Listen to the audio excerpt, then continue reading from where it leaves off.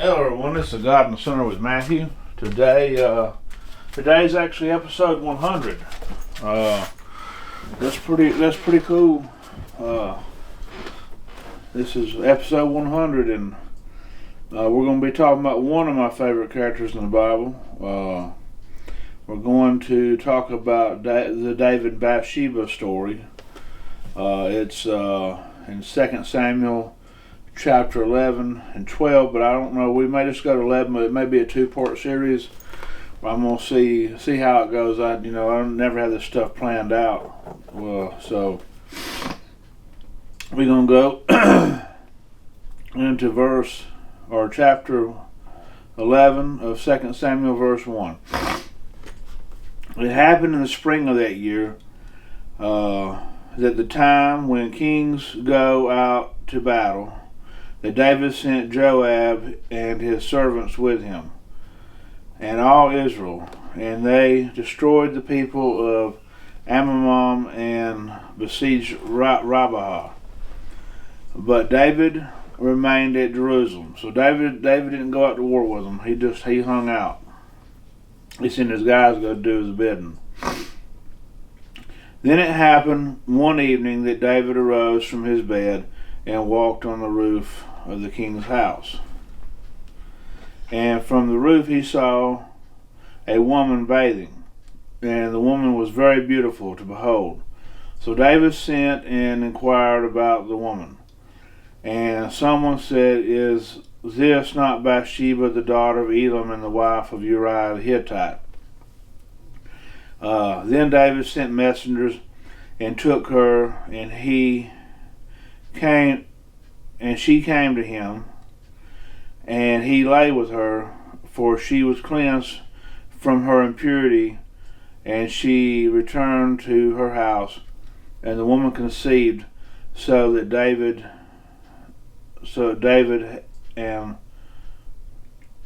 sent and told David and said, "I am with child." So, out of this just lust, you had a little bit of the, he got up there and just seen something he wanted, lusted after this woman, and he sent and tried to find out who she was. And you know what? It came to find out he didn't care who she was, because she was one of his soldiers' wives. So he did something very not just a little bit terrible. It wasn't just committing adultery with some stranger and not knowing. Sometimes people can commit adultery and not actually even know that the woman was married. He knew the woman was married, and then he also he was close to the guy. That was one of his soldiers that he slept with his wife, and then now he's with child. So it's going to be some more stuff unfold. But David is a man after God's own heart. God said it himself, and I'm just been just trying to let everybody realize that this kind of stuff is normal, to fall into sin and to fall into troubles, but God still loves us. God still loved David. I mean, it says it at the end. It don't really say that he loves him, but it says something. It says it displeased him. So he didn't. So God didn't disown him or nothing. We do stuff to displease our parents and stuff, or our children. I ain't got no children, but we as human beings, we're not God, and we're not. We're not perfect, and so this is basically the same story I try to preach every week. Is that none of us are ever going to be perfect enough to be up there in heaven. We have to fight tooth and nail to be good. Last week I was talking about practice. We have to practice towards this good thing, and some people fall out of it, man. Some people get away from church, or get away from listening to the Bible or reading the Bible, and you forget who you are. You get wrapped up in this world, And that's what David's done. David's got wrapped up in the world.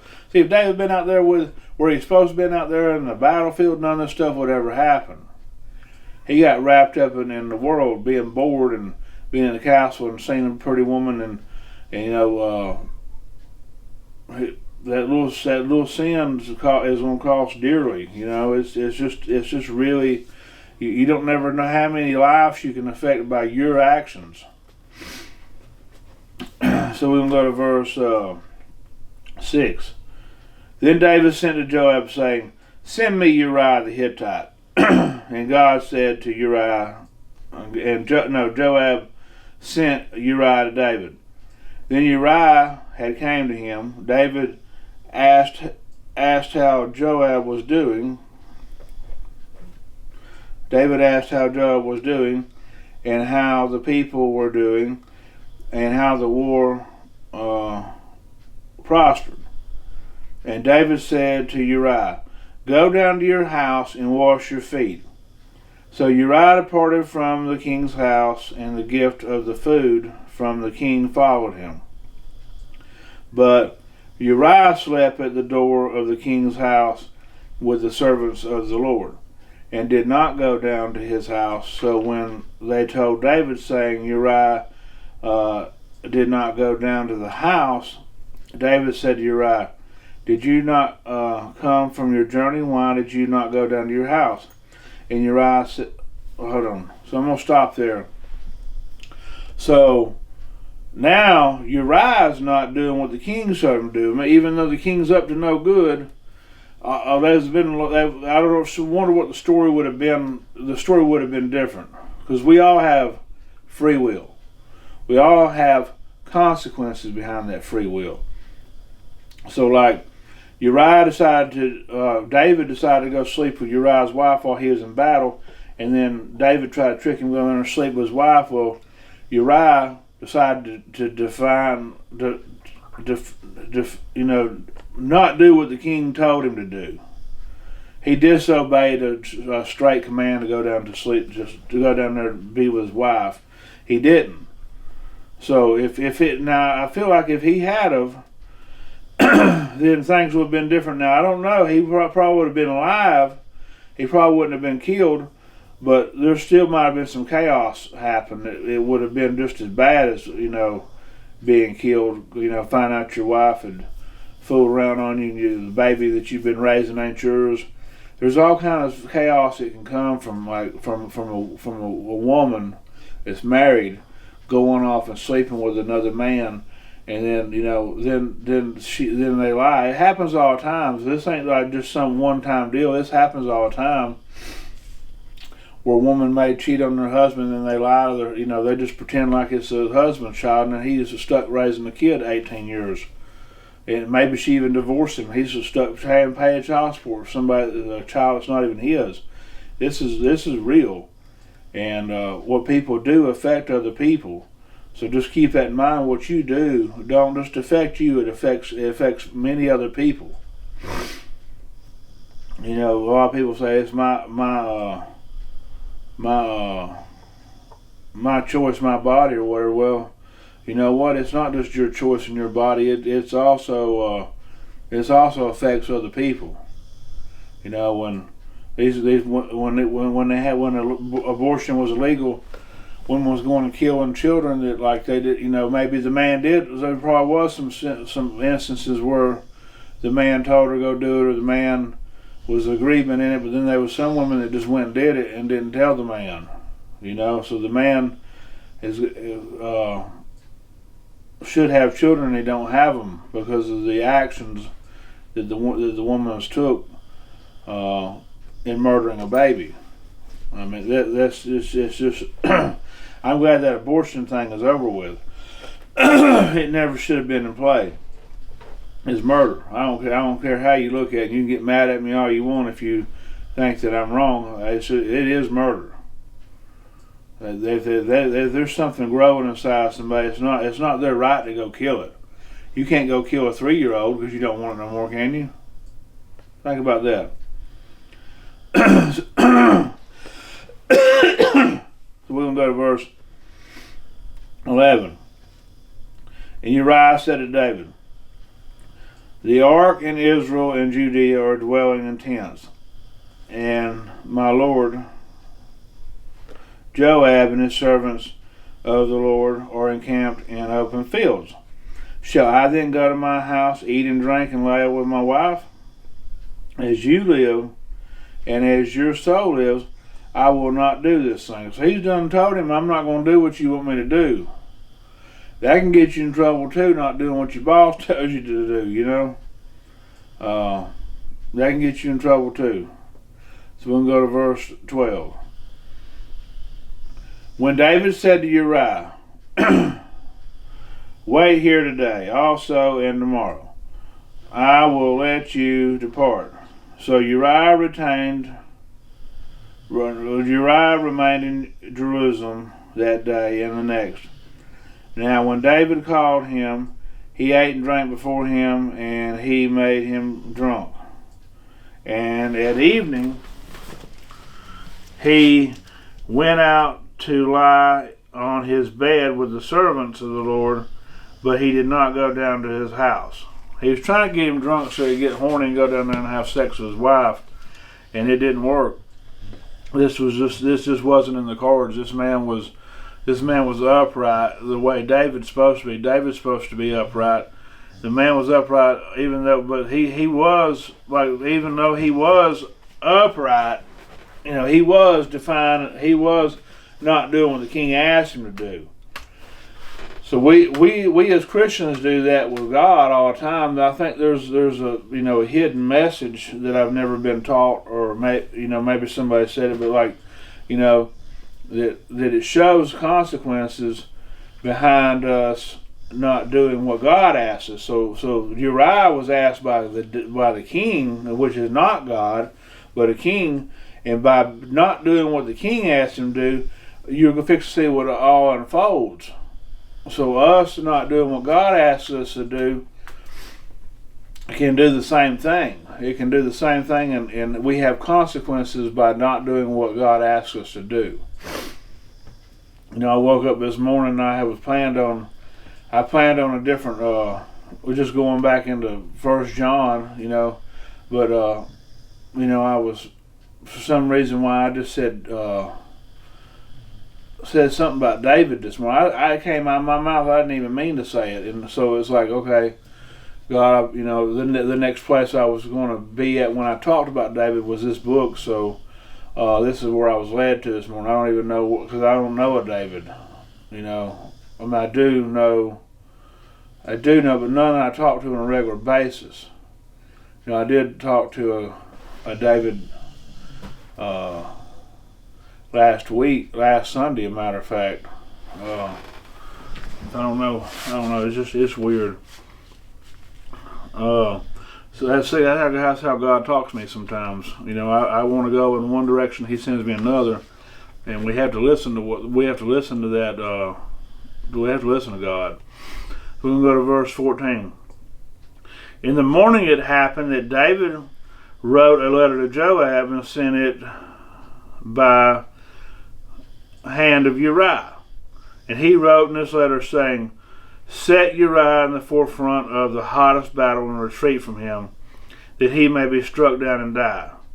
So it was, while Joab besieged the city, that he assigned Uriah to a place where he knew were valiant men. There were valiant men. Then the men of the city came out and fought with Joab, and some people of the servants of David fell, and Uriah the Hittite died also. So this is so wicked. David not only sent this letter to go kill this man where he'd been sleeping with his wife, he actually made this guy deliver his own death warrant. That's you say, is that a man of God? Would a man of God do that? Man, this struggle's real. The struggle's real, guys. I think it was years ago when Jimmy Swaggart,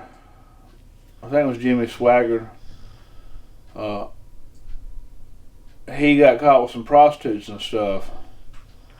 And they say, well, would a man of God do that? Well, this is way worse than it got with some prostitutes, in my opinion. Is like this guy went out and David actually slept with this guy's wife.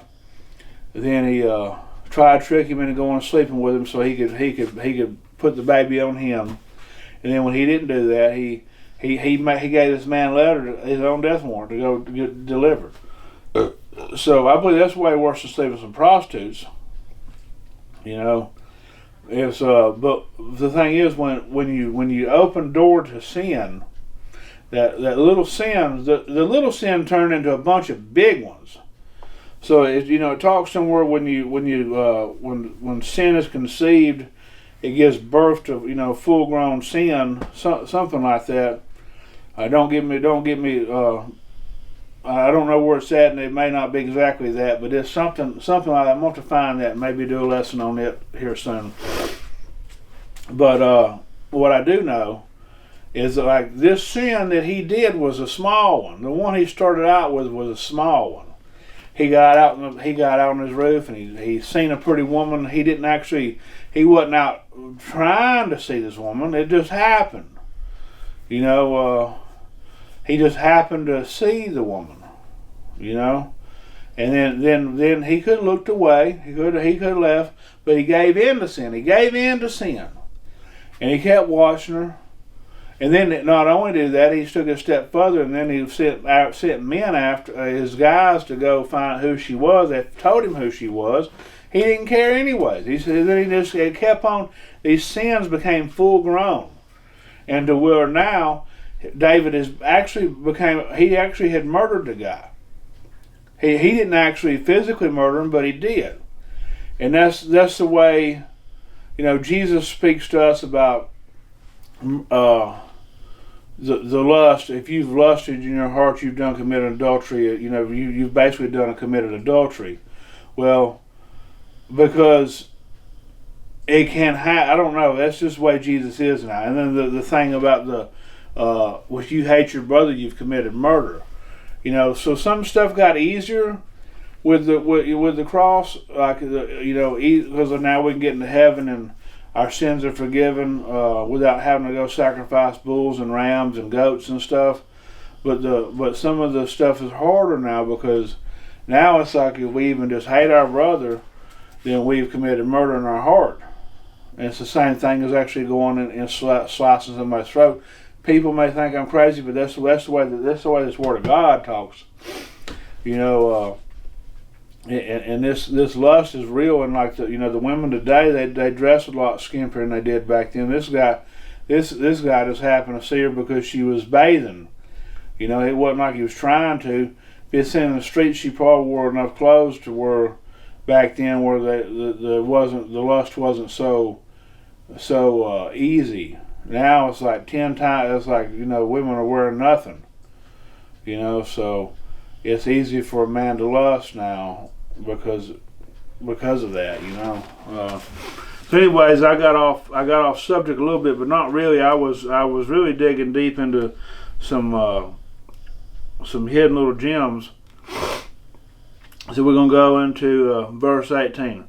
Then Joab sent and told David all these things concerning the war, and charged the messenger, saying, when you have finished telling the matters of the war to the king, if it happens that the king's wrath arises, and he says to you, why did you approach so near to the city when you fought? Did you not know they would shoot from the wall? Who struck Merodach, the son of Jezebel?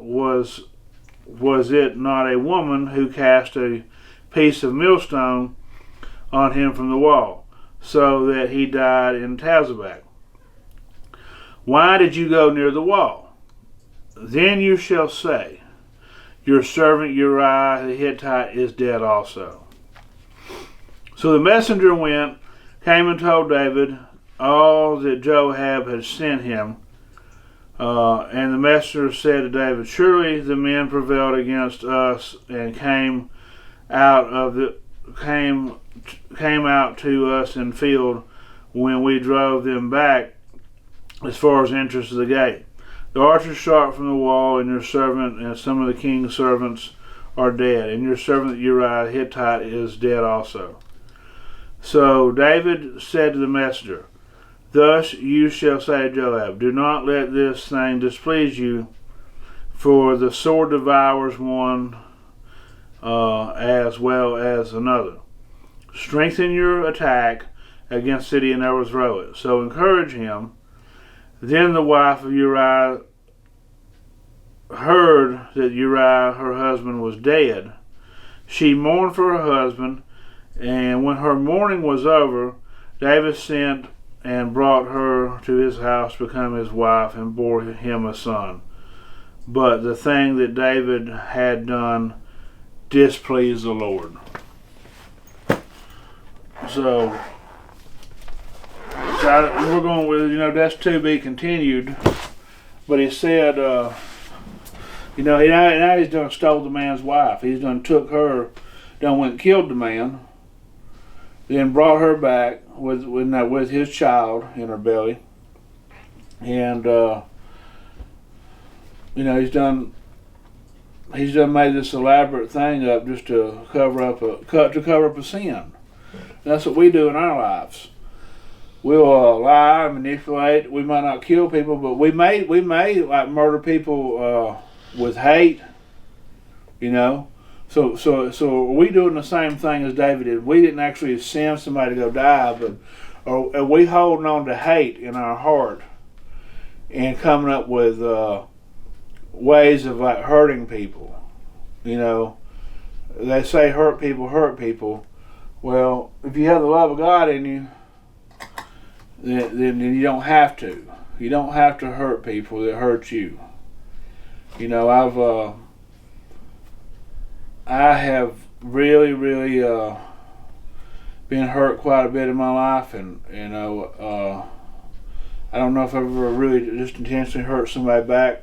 Now I've thought about stuff, and I've thought about crazy things to the point where it was maybe some things might be even worse than what David did. I mean, as far as thinking the things, but there's one thing to actually think of something and actually fully going out and do it, or is it? I don't know, because the Word of God says, if we hate somebody in our heart, we've done committed murder. So the best thing to do is just try to forgive people. You have to forgive them to get into heaven. That's one of the key things. It ain't just a baptism and believing in God and doing right. It's also forgiving people for the bad things they've done to you.